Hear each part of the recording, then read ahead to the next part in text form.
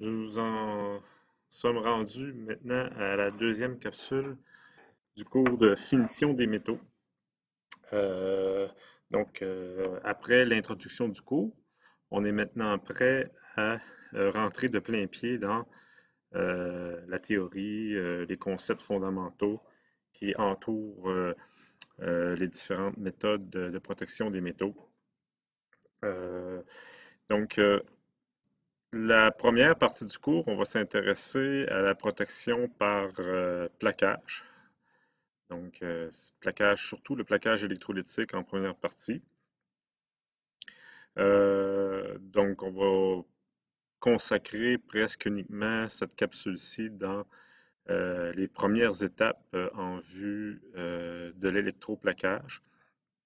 L'étape de préparation de surface, comment on en arrive à préparer une surface pour obtenir de bons résultats en termes de dépôt de protection. Avant d'effectuer un plaquage quelconque, il faut bien entendu déterminer et savoir pourquoi on veut faire le plaquage, pour quelle application, fonction, usage pour lequel la pièce est requise.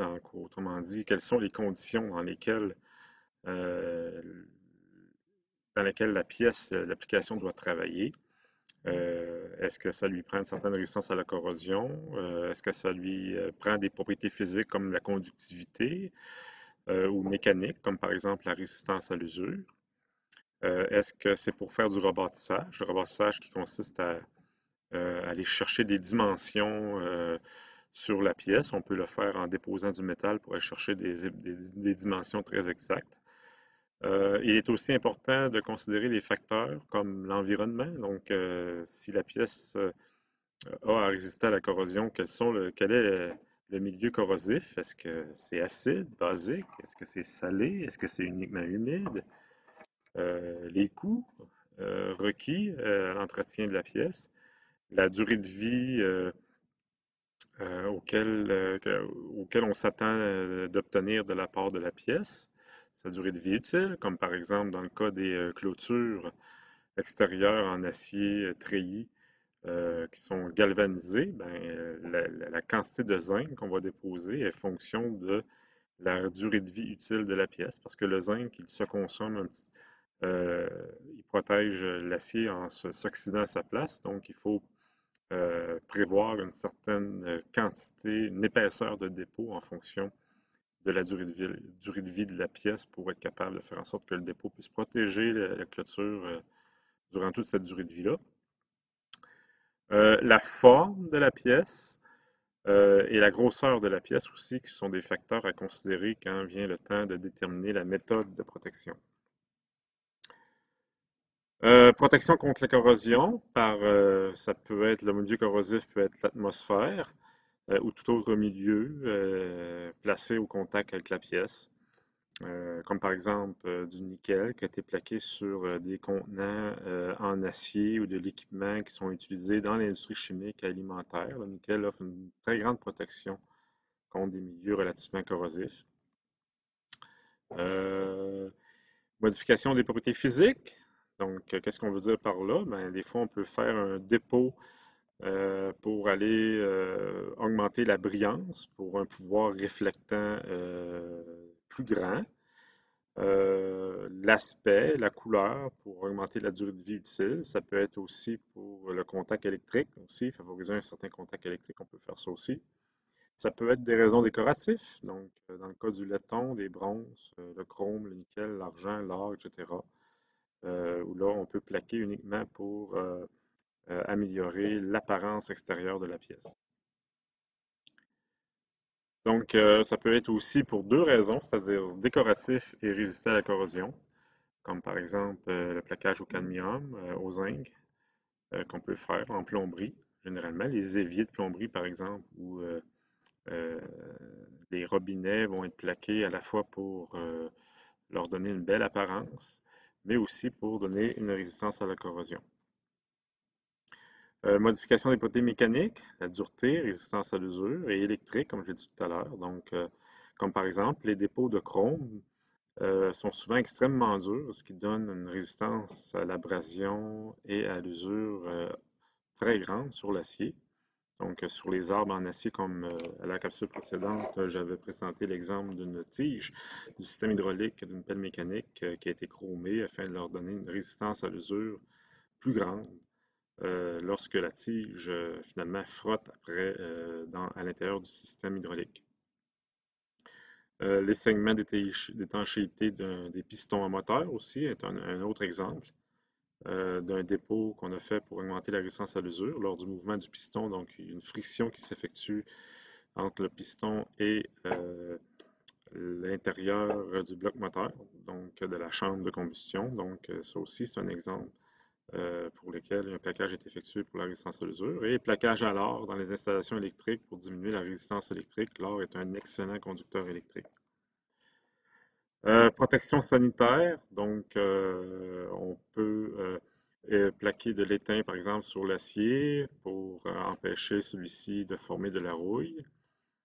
Donc l'étain étant non toxique, donc on va le faire dans les certaines applications pour lesquelles les pièces en acier doivent être en contact avec la nourriture, l'alimentaire. En soudage, on peut aussi effectuer des dépôts sur des assemblages soudés ou brasés avec des alliages plomb-étain.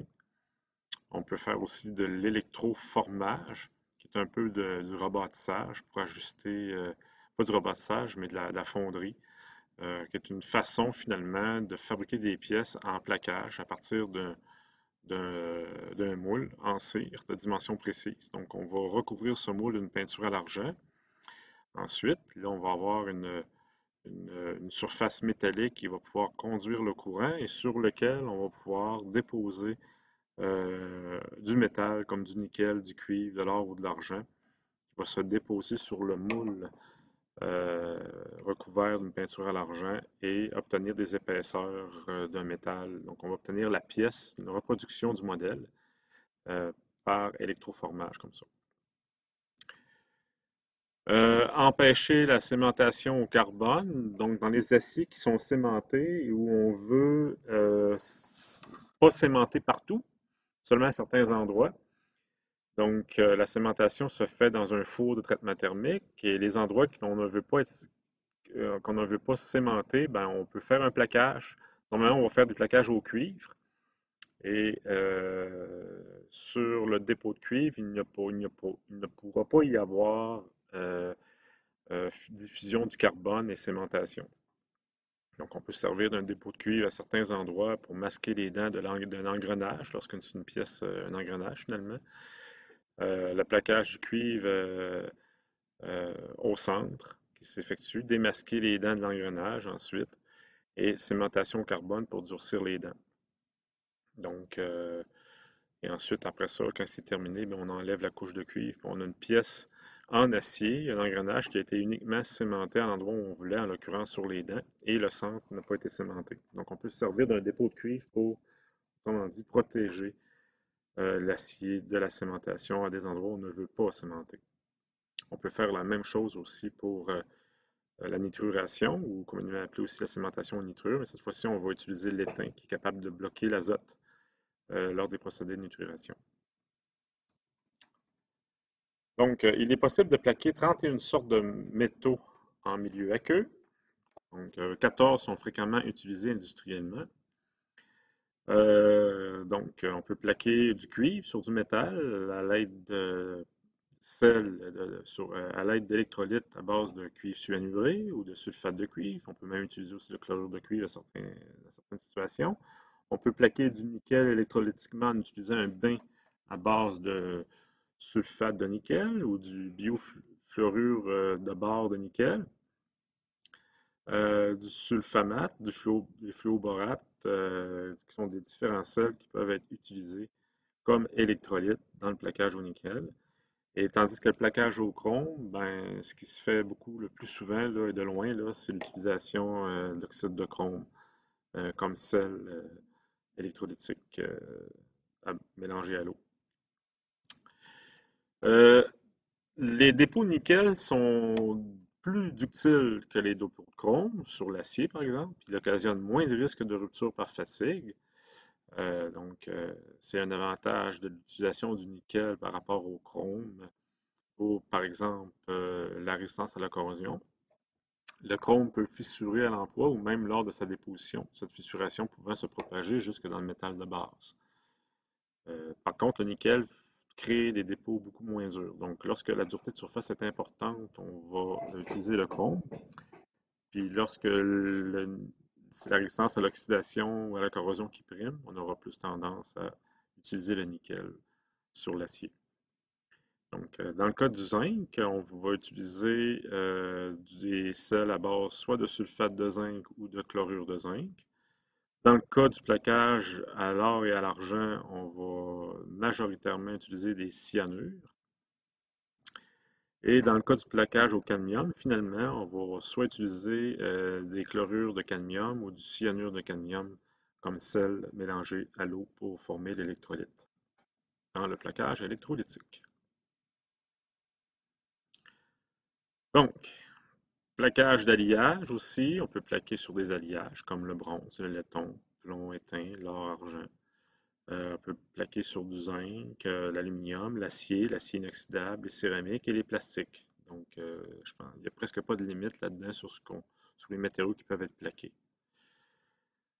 Maintenant, euh, avant de rentrer dans le plaquage en détail, où ça va faire l'objet d'une capsule de la semaine prochaine, ce qui m'intéresse ici dans cette capsule-ci, c'est tout ce qui vient avant le plaquage.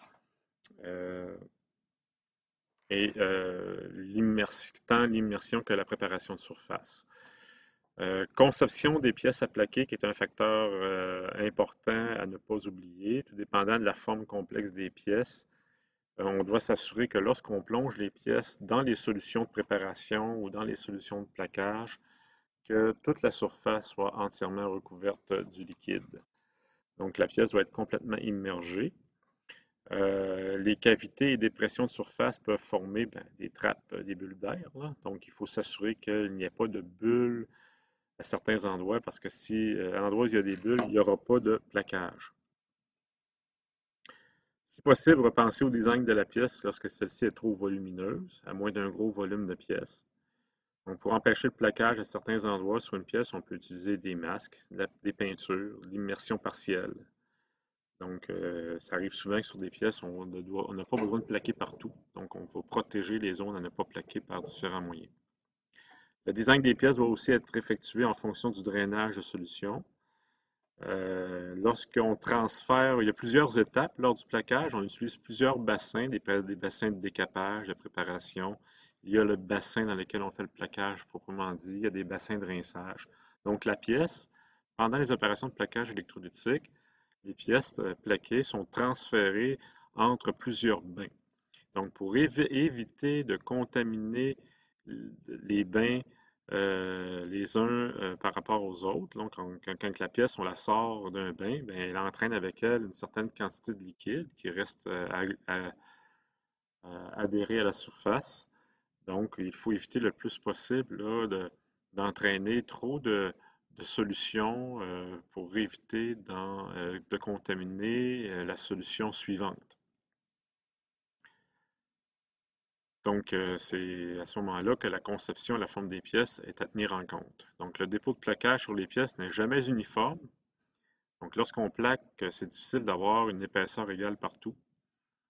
C'est plus facile à faire lorsqu'on a des géométries très simples, comme une plaque, par exemple, mais lorsqu'on a des pièces plus compliquées, c'est très difficile d'obtenir des dépôts égales euh, sur toute la surface de la pièce.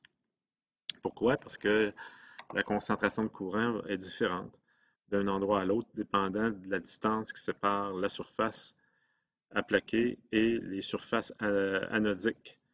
Les courants de plaquage, normalement, se concentrent sur les projections et arrêtent. Puis, ils s'étendent aux surfaces en retrait. Donc, sur les pointes, des fois, les dépôts ont tendance à être plus épais. Et puis, sur des surfaces planes, les dépôts ont tendance à être plus minces. Donc, vous voyez un bel exemple ici, là. Une représentation d'une pièce là, avec le dépôt qui est représenté. Vous voyez que sur les pointes, le dépôt est plus important, tandis que dans les coins, à l'intérieur, le dépôt est moins important. Donc, même qu'il n'y a pratiquement pas de dépôt. Là. C'est à peu près toujours un peu comme ça. Là. Donc, pour essayer de diminuer l'effet d'une hétérogénéité d'épaisseur, comme on a en A, C et E, les images B, D et F proposent des changements au niveau du design afin de limiter les différences d'épaisseur d'un endroit à l'autre sur la surface de la pièce. Donc, vous voyez que quand les pointes sont arrondies, et lorsque les coins sont arrondis aussi, on diminue l'effet de densité de courant et on crée un dépôt plus uniforme. Préparation de la pièce à plaquer. Donc, avant de procéder au plaquage, la préparation de la pièce à plaquer s'impose pour obtenir une bonne adhérence entre le dépôt de zinc ou de n'importe quel autre métal qu'on veut plaquer, en l'occurrence la pièce en acier. Donc, cette préparation est assurée aux 3 premières étapes. Elles permettent de rendre les pièces à plaquer exemptes de graisse, d'huile, d'oxyde ou de toute autre matière étrangère susceptible d'empêcher la continuité du dépôt de métal. Donc là, je passe un petit peu ici différentes étapes. Là. Il y a pourtant, j'ai des diapos que j'avais enlevés, mais ils se sont rajoutés à mon insu. Donc, OK. Donc, les étapes de préparation de la pièce à plaquer. Donc, avant de procéder à l'électroplaquage, la préparation de la surface à plaquer s'impose pour obtenir une adhérence adéquate entre le dépôt et le métal de base. Donc, une des conditions pour assurer une certaine adhérence, c'est la première, c'est que ça va mieux lorsque le réseau cristallin du métal de base est le même que celui du métal déposé. Ce n'est pas une condition essentielle, mais ça aide beaucoup à l'adhérence. Donc, par exemple, lorsque vous déposez du chrome sur de l'acier, le fer étant cubique centré, le chrome est aussi un métal cubique centré. Donc, on dépose un métal cubique centré sur un autre métal cubique centré. La transition métallique est plus facile à faire et ça garantit une plus grande adhérence par rapport, par exemple, à un dépôt de nickel sur de l'acier. Le nickel, quant à lui, il est cubique à face centrée. Donc, ça ne veut pas dire qu'il est impossible de plaquer du nickel sur de l'acier, c'est seulement qu'on risque d'avoir une adhérence moins forte. Ça va être plus difficile il va falloir ajuster les paramètres pour assurer une adhérence suffisante. Ce qui est aussi souhaitable pour réussir le succès du plaquage, pour avoir un bon dépôt, c'est que l'état de surface de la pièce doit être un minimum conforme ou acceptable. Comme par exemple, si vous avez des cavités ou des micro-cavités à la surface, telles que représentées sur une image en haut là, du PowerPoint, ben, c'est certain qu'à ces endroits-là, il n'y aura pas de dépôt. Donc, ça va nuire à la qualité du plaquage et surtout aussi, ça va nuire à la résistance à la corrosion parce que là, j'ai le métal de base à certains endroits, il est exposé aux intempéries, à l'environnement.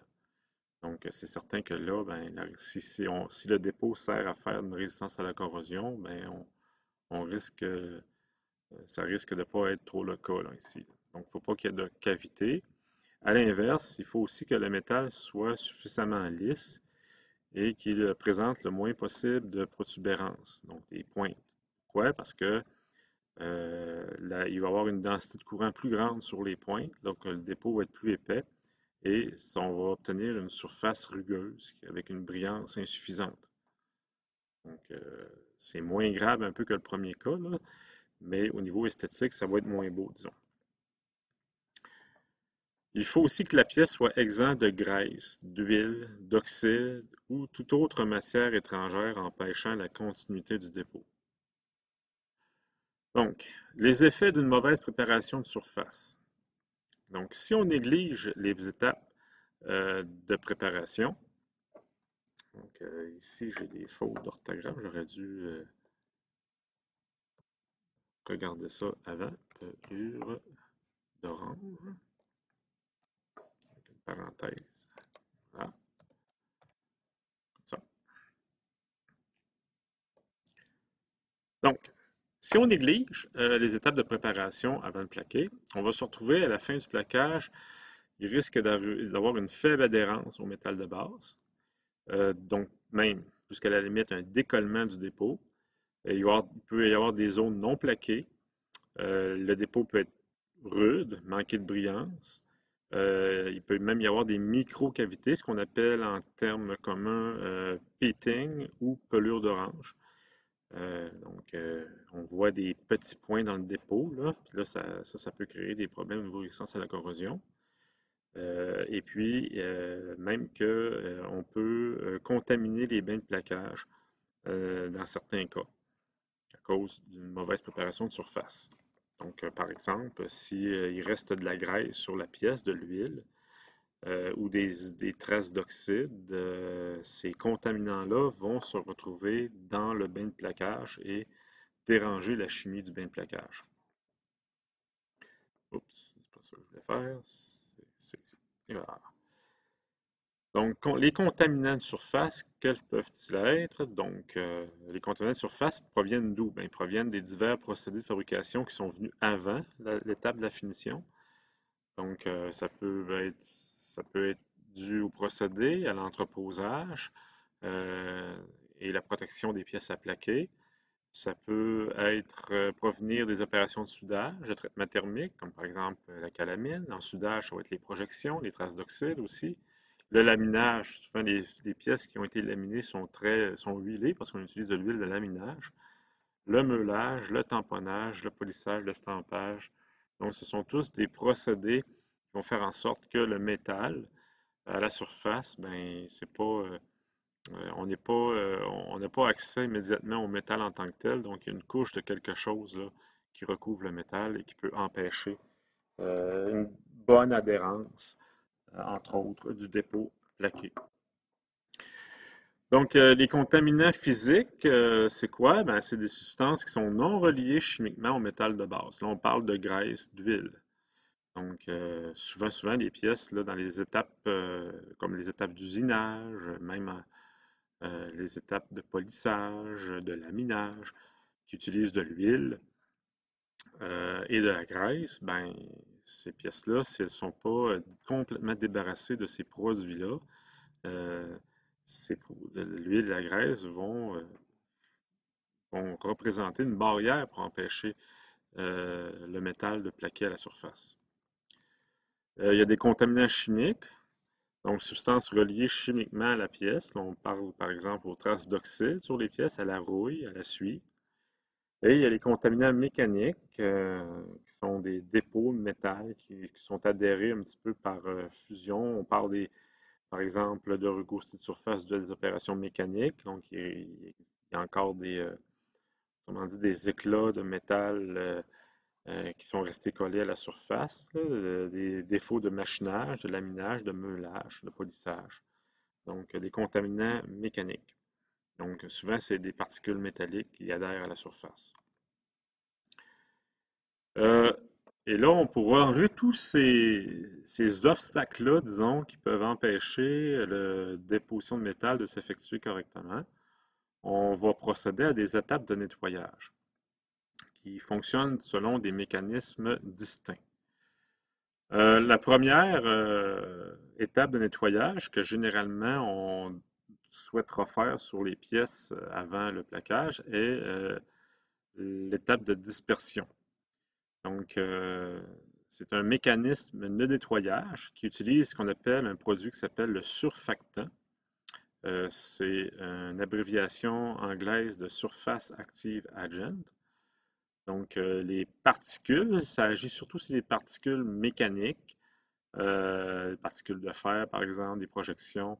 Les particules sont brisées en fines parties dues à l'utilisation de surfactants inclus dans le nettoyeur.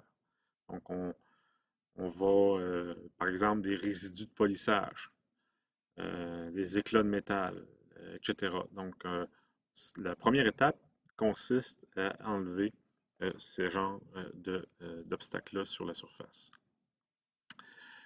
Ensuite, on va réaliser une deuxième étape qui s'appelle la saponification, qui vise à nettoyer enlever les graisses et les huiles sur la surface de la pièce. Donc, on va utiliser, par exemple, des produits alcalins, comme par exemple l'hydroxyde de sodium. On peut aussi utiliser l'hydroxyde de potassium en solution que l'on va euh, déposer sur la pièce à traiter.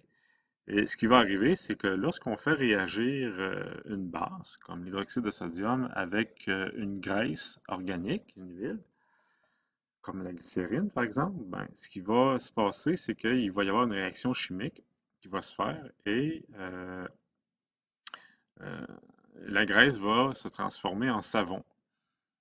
Donc, et le savon va dissoudre le restant de la graisse. Donc, c'est comme ça qu'on a. Et là, avec un rinçage, on arrive comme ça à nettoyer, à enlever l'huile. Donc, c'est un peu comme ça lorsque vous vous lavez les mains. La graisse de votre peau, la saleté, va se dissoudre par l'action du savon. Donc, ce principe-là, là, cette réaction chimique qui a lieu entre la graisse et l'hydroxyde de sodium, ça s'appelle la saponification. Et en troisième lieu, dernière étape de nettoyage, on va faire ce qu'on appelle une émulsification qui consiste à retirer d'autres types de graisses, des matières grasses qui, eux, n'ont pas été enlevées par le processus de saponification. Donc, on peut faire une émulsification. Ce sont des produits qui sont polaires. Et en plus de ça, ce sont des molécules qui, dans une extrémité, sont lipophiles et l'autre extrémité, elle est euh, hydrophile. Donc, la partie hydrophile, autrement dit, s'attache aux molécules d'eau, mais ne s'attache pas aux graisses. Tandis que l'autre extrémité, elle s'attache aux graisses, mais pas aux molécules d'eau. De sorte que ces molécules-là, d'un côté, vont être attirées par la molécule d'eau, donc vont être tirées par les molécules d'eau, tandis que l'autre extrémité va s'attacher aux graisses à la surface. Et par le mouvement de l'eau, ben, les particules arrivent à arracher les graisses parce qu'elles se fixent de chaque côté de chacune de l'extrémité. Une graisse fixée sur une, la molécule d'eau fixée sur l'autre. Là, comme le montre l'image, là, on arrive à détacher les molécules graisseuses de la surface parce que la molécule est aussi capable de s'attacher à l'autre extrémité aux molécules d'eau en mouvement. Donc ça ce principe-là s'appelle l'émulsification. Donc cette méthode, elle est semblable à la dispersion, sauf que l'on peut ainsi éliminer les huiles minérales. Donc, ce que n'est pas capable de faire l'étape précédente. Donc, en résumé, vous avez la dispersion qui enlève les saletés, les particules sales, avec un surfactant. Ensuite, il y a la saponification dans laquelle on va débarrasser les huiles végétales, la base végétale, avec une base. Et dernière étape consiste à enlever les huiles minérales, l'émulsification, donc en utilisant un émulsifiant. Donc ça, c'est les trois principales étapes de nettoyage. Mais ce n'est pas terminé encore. Il reste encore des choses à faire parce qu'il pourrait y avoir des traces de rouille ou d'oxyde sur la pièce, choses que ne sont pas capables d'enlever les trois premiers produits dont on vient de parler. Donc, vous avez ici un exemple de cycle de mécanisme de cycle de nettoyage, les cycles généraux de la préparation de surface. Donc, dans l'ordre chronologique, là, préparation du fini de surface, pré-nettoyage, électro-nettoyage. On peut faire de l'électro-nettoyage aussi, attaque à l'acide, rince à l'eau. Donc, ce qu'on vient de voir, là, l'émulsifiant, la saponification, la dispersion, on pourrait dire que ça fait partie du pré-nettoyage. Donc, la préparation de surface est un processus intégré. Donc, ça veut dire quoi? Ça veut dire que toutes les étapes doivent être faites dans un certain ordre pour finir à réussir à terminer, à obtenir à la fin une surface là, sur laquelle on va avoir uniquement du métal. Donc ici, il y a des étapes de préparation, les bavurages ou enlèvement des chemins de coulée, masselote, ça c'est des préparations de base. Là. Ça n'a pas beaucoup à voir avec une préparation de surface, c'est plus une finition du métal après le procédé de fonderie, par exemple. On peut faire du polissage après, le tamponnage. Donc, c'est une sorte de, c'est un polissage effectué avec un tapis satiné, c'est-à-dire un tapis très doux qui permet d'avoir un fini satiné au miroir. Donc, ça aussi, on peut faire ça là, avant la préparation de surface. Les procédés de pré-nettoyage. Donc, c'est comme on a vu tantôt, là, nettoyage au solvant organique. On peut enlever les graisses et les différentes particules. On peut aussi faire du nettoyage à froid. Au lieu d'utiliser soit un émulsifiant ou la saponification, on peut faire du nettoyage à froid. On va utiliser des solvants à base de chlore et des solvants à base de pétrole pour dissoudre les graisses, par exemple, ou dissoudre les contaminants. On peut aussi recourir, pour enlever les graisses et les huiles, on peut aussi recourir à la vapeur d'un solvant chloriné, en l'occurrence le trichloroéthylène, qui est très efficace dans des bassins fermés, parce que c'est toxique le trichloroéthylène. Donc, on expose la pièce dans un appareil à vaporiser. On fait vaporer le trichloroéthylène à une certaine température. Et là, ben, la pièce, elle est recouverte de trichloroéthylène et elle dissout les graisses et les huiles de cette façon-là. Il existe aussi le nettoyage ultrasonique, où on va, avec l'aide de solutions alcalines, de savon, de solvant, ben, les vibrations, les ondes sonores vont réussir à déloger des contaminants, des graisses, des huiles, voire même des contaminants d'oxyde. Il y a le nettoyage alcalin, qui se fait aussi dans un équipement spécial. Donc, on va utiliser soit de l'hydroxyde de sodium ou du carbonate de sodium. Euh, et puis, on va asperger à l'intérieur d'un équipement la pièce de ces nettoyages alcalins-là. Donc, c'est une façon de faire, entre autres, la saponification. Il existe aussi, là, après les pré-nettoyages, ce qu'on a tendance à faire, c'est que là, on va se débarrasser des traces d'oxyde qu'il peut y avoir sur le métal. Donc, comme par exemple la rouille sur l'acier, les résidus de flox sur des pièces soudées, des couches d'oxyde comme la calamine, si on parle d'un acier qui a subi un traitement thermique, mais on va vouloir se débarrasser de la calamine.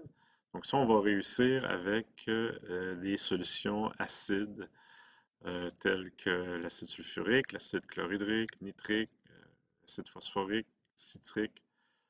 Donc il s'agit d'immerger la pièce métallique dans un bassin contenant un mélange d'eau acide. Donc, c'est ce qui va se passer et là, on finit par dissoudre l'oxyde.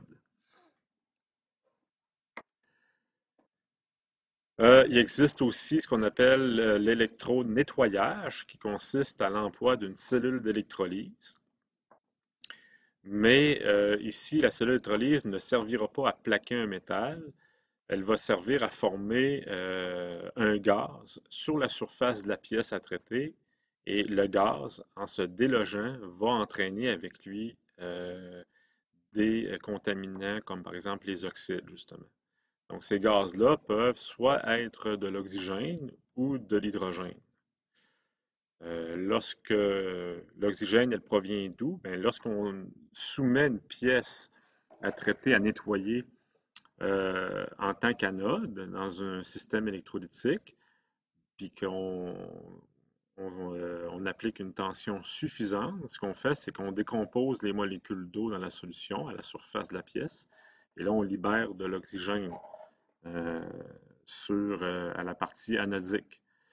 Donc, on décompose l'eau, tout simplement. Donc, d'un côté, il y a des ions H+, qui rentrent en solution, et de l'autre côté, les oxygènes de l'eau ben, font une liaison covalente entre eux pour former l'oxygène gazeux qui se forme à la surface et décolle de la surface et entraîne avec elle les contaminants de surface.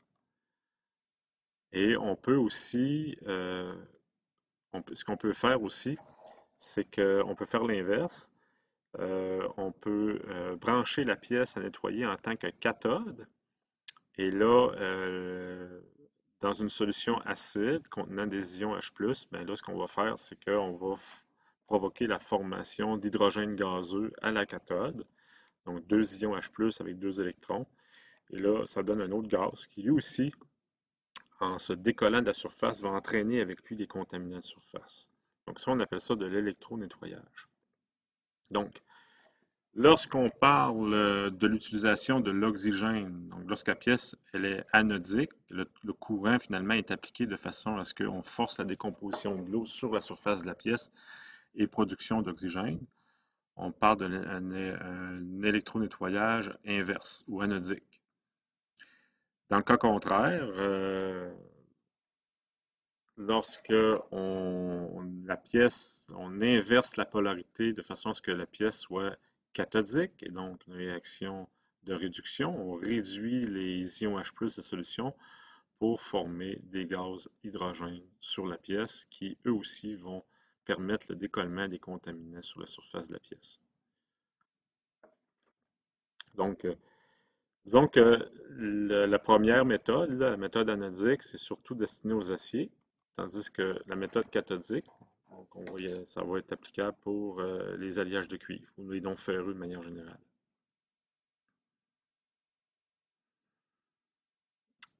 Attaque à l'acide, bon, ben ça, il s'agit d'immerger la pièce dans une solution très riche en acide, de façon à dissoudre les oxydes qui peuvent se retrouver sur la surface de la pièce.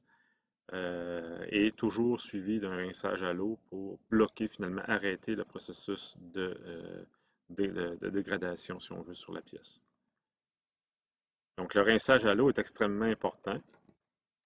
D'une part, pour empêcher la contamination d'un produit précédent dans le bassin de l'étape suivante, et aussi de prévenir toute attaque excessive de la surface de la pièce par un acide, par exemple.